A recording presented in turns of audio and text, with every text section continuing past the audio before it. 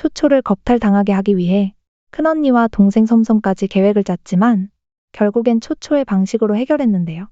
그로 인해 오히려 큰언니는 겁탈을 당해버렸죠. 자신은 억울하다며 초초로 인해 자신이 겁탈을 당했다 말하는 큰언니. 결국 주모에게 혼이 나게 되고 이때는 사망자가 준 옥패로는 할 수 있는 게 없었죠. 그나마 오빠 이진이 등장하면서 사건을 다시 조사하게 되고 이 모든 것이 첫째의 계획인 걸 밝혀내는데요. 물론 조사 중 초초가 그렇게 첫째를 몰아 넣은 것까지도 알게 되었지만 초초의 편을 들어주는 이진. 주모는 딸을 빨리 이만성과 혼인을 시키려고 창고에 있던 돈 모두를 지참금으로 보낼 예정이죠. 이만성 역시도 집안의 성화를 모시겨 혼인을 앞두고 있는데요. 초초를 찾아와 함께 도망가자 말하고 초초는 도망갈 생각도 없으면서 알겠다고 말합니다. 물론 이진은 두 사람의 대화를 들은 표정이죠. 첫째 언니의 혼인날. 오빠 이진이 주고 간 돈. 무슨 의도인지를 아직 모르고 있는 초초인데요.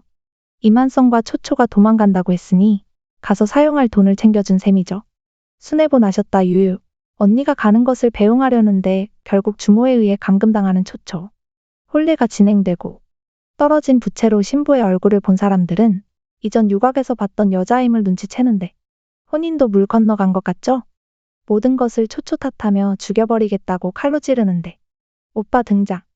너무 정신이 이상한 것 같은 첫째를 멀리 요양을 보내야 할 것 같다며 초초의 편을 들어주는 이진. 한편 이번 사건의 진짜 주모자. 셋째 섬섬을 알고 불러내 혼을 내는 주모.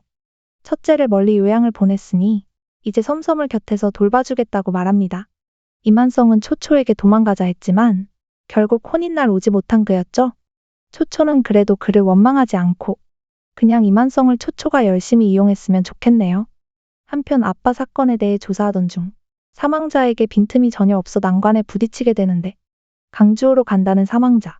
이진 역시 따라가기 위해 나설 계획. 그 시각 최우한을 통해 그의 집에서 엄마의 소식을 듣고 당시 초초를 출산할 당시의 산파 기록을 있다는 것을 알게 되는데요.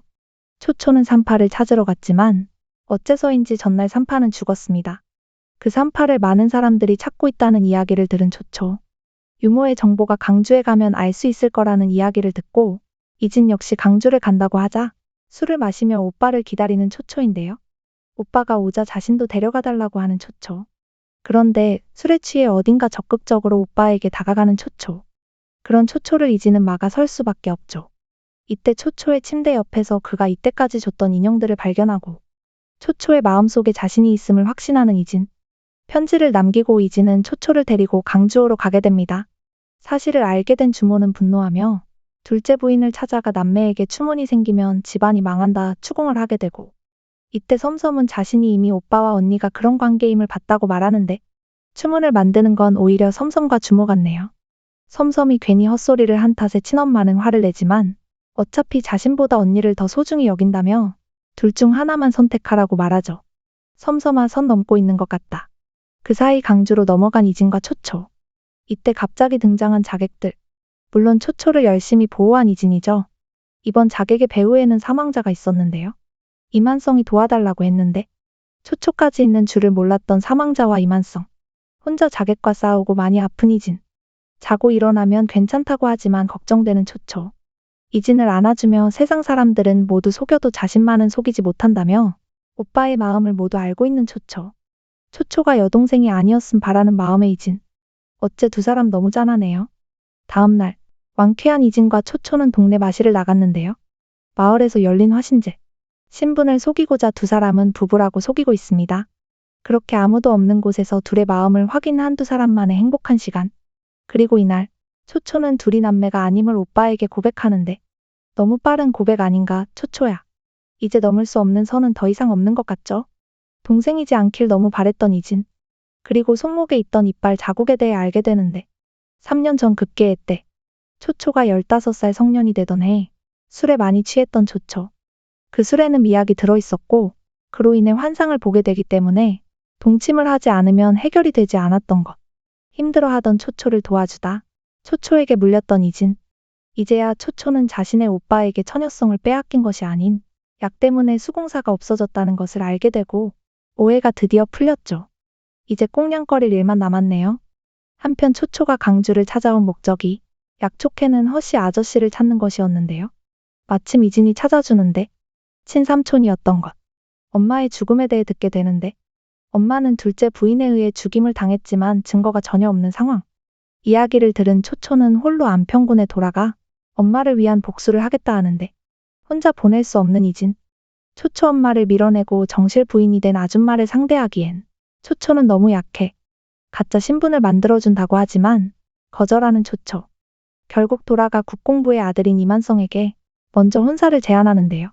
감히 여자면서 서녀 주제에 혼사를 넣는다고 비난을 받게 되는데 몇 일 전 이만성에게 받은 약혼서를 보여주는 초초. 심지어 이만성이와 자신이 초초와 혼인을 하겠다 말합니다. 그나저나 이렇게 되면 결국 또 이진은 낙동강 우리알 아닌가요? 10일 후 초초와 아들 이만성의 결혼을 허락하는 부인. 이 소식이 이진에게 들어가게 되고 집으로 달려와 동생 결혼식이라며 관례대로 손수 업어 가마에 태워주는데 함께 가마를 타고 가는 이진과 초초. 아직 번복할 기회가 있다고 하지만 여전히 오랫동안 복수를 준비해서 절대로 해야겠다고 하는 초초죠.